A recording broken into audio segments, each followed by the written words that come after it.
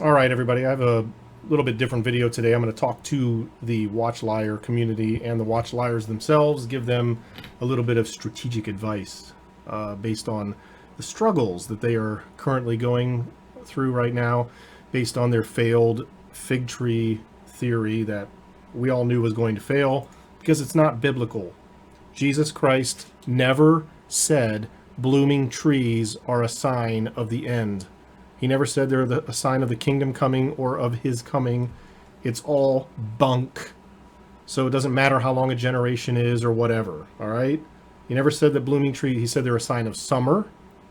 And in the same manner, there are signs of the end. And he gave other signs to look for. So what I'm going to do today is help out the Rapture idolater community and give you guys a few ideas about what to do next. Because I'm sure we're watching you guys struggle and we just want to help. We know you need to keep this going. Some of you are people who no one ever listens to you about anything. And you have like 20,000 followers and fans who watch all your videos. And you're just like, oh my gosh, I can't lose that. This is all I live for. I understand theoretically because, you know, I don't need followers. Good thing too, because I don't have many. But, you know, the truth is usually not popular, right? Isn't that what you guys say? I'm going to give you what I call my Rapture Soon comfort zone. My Rapture Soon comfort zone. Now, look at the little guy chasing after the carrot. You see that little carrot? That's the rapture that's coming soon. And this little guy with his tongue sticking out, that's one of the Rapture idolaters. Anyway, he's running after this rapture you keep dangling in front of him, and he never catches it. So here's what the rule is. This is Bruce's rule of the Rapture Soon comfort zone.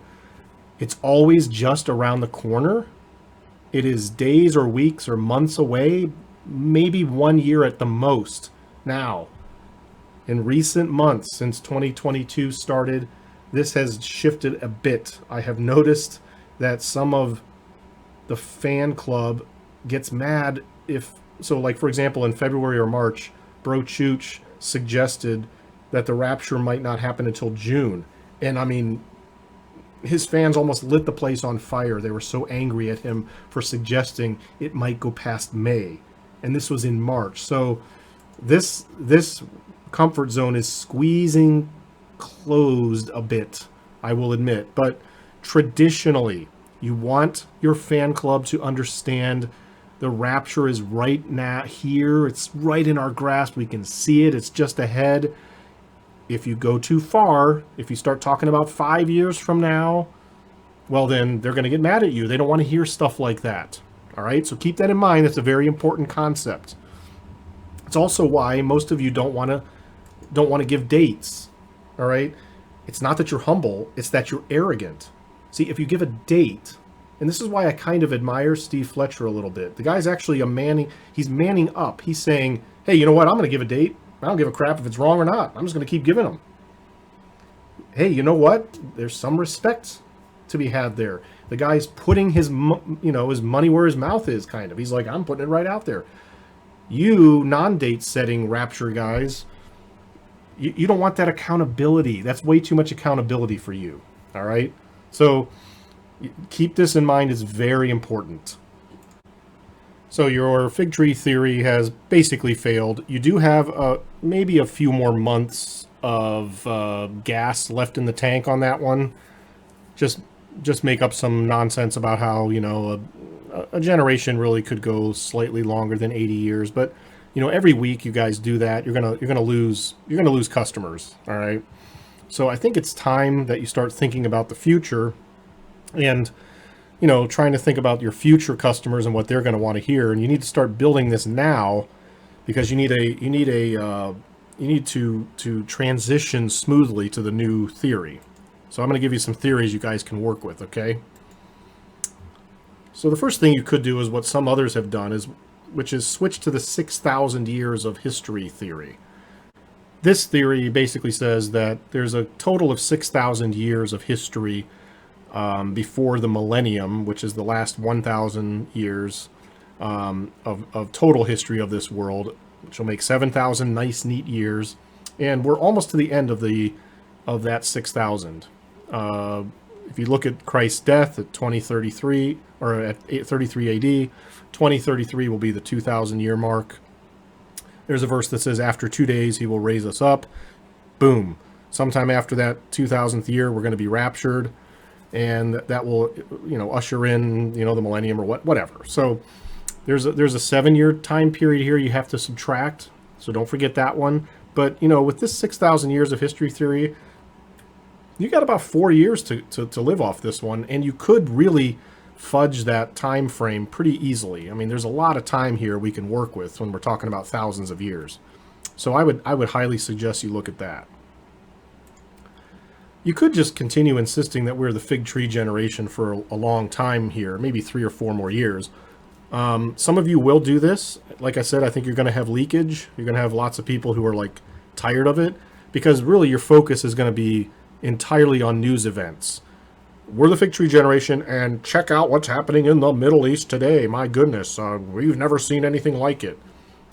After a while, that gets a little bit dark, and people kind of get tired of bad news, especially when it's like bad news that they already know about and they're seeing every day.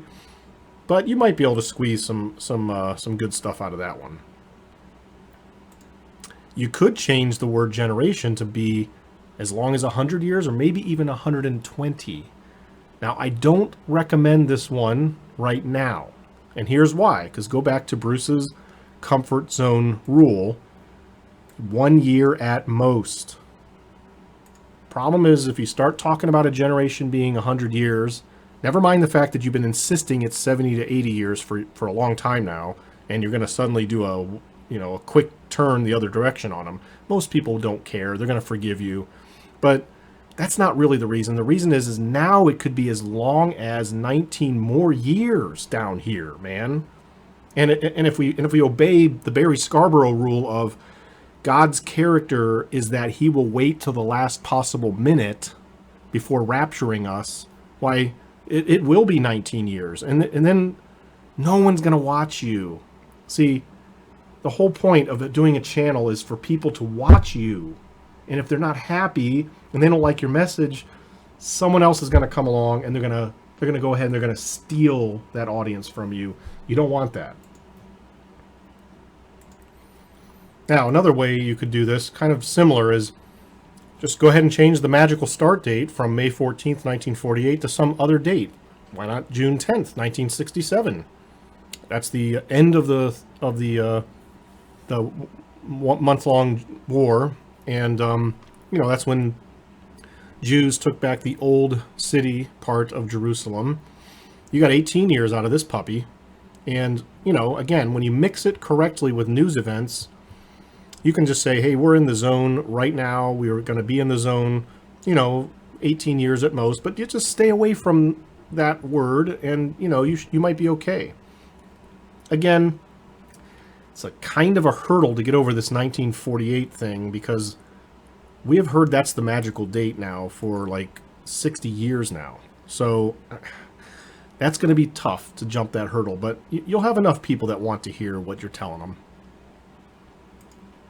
You know what you could do? Just forget about the word generation altogether. Forget about the fig tree. Just talk about unprecedented news events. You can always do this. We're going to constantly have a barrage of news events that someone can say, that's never happened before. And then you can somehow convince people just by saying it that if something has never happened before in your lifetime, then obviously the end of the world is right at our doorstep. This is a great one for the lifetime of it, because it's basically forever. I am worried about the leakage that you're going to get from such a theory, because, again, too much focusing on events means you're going to have to focus on bad events. And when you get too wrapped up in bad news, you start to lose people. Finally, I think you should consider this. This is a very similar one to the last one that I mentioned. You could just simply switch the word generation around to mean something differently than what it actually means. I have in my hands here my old Schofield Reference Bible, and in the notes at the bottom he says Genia, the word used in Matthew 24, 34, says the primary definition of genia is race, kind, family, stock, or breed. All right, and so he says the promise is, therefore, that the generation, the nation, or family of Israel will be preserved unto all of these things, a promise wonderfully fulfilled to this day. This day was 1906, I think. I forget. Anyway, early 20th century. I like that one. That means you can continue to use the word generation and fig tree forever, because the word generation here just means races of people. All right? So, I hope you have taken my thoughts into consideration. This is tongue-in-cheek for all of you who don't know me. What I'm actually doing right now is I'm predicting some of the ways that the Rapture idolater club will wiggle out of their generation of fig tree, and how they're going to pivot in the coming months and years. Should be interesting. We'll see if I'm right about any of this.